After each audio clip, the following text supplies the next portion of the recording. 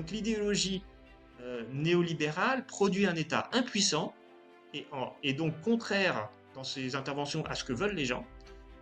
Ça crée de la défiance et ça crée logiquement un vote pour des hommes forts et des milliardaires qui ont démontré qu'ils peuvent contrôler le marché. Autre mouvement, le phénomène de Didier Raoult.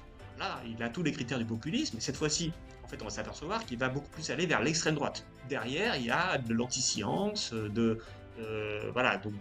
pareil, anti-système, anti-institution, sous un fond de crise et d'angoisse de la part des gens. Donc c'est ça que vont faire les néolibéraux. Ils vont concevoir l'État comme un outil pour faire fonctionner le marché. Et c'est exactement ce qu'on retrouve quand on lit les textes de l'Union européenne. Bon, Macron, l'idéologie, je sais pas trop.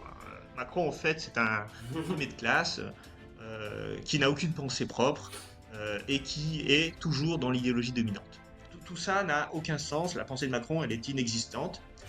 Insoumise. Et puis à la gauche, de fait, néolibérale. Piketty a beau dire les inégalités c'est mal, il faut corriger les inégalités. En réalité, c'est un économiste néolibéral parce qu'il ne critique jamais le marché. Le capitalisme, c'est un régime très simple. C'est trois choses.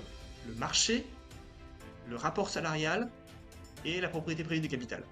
Si on a ces trois choses-là ensemble, alors on est dans un système capitaliste. Moi, j'ai pas entendu de décroissant me dire autre chose qu'on va interdire la publicité.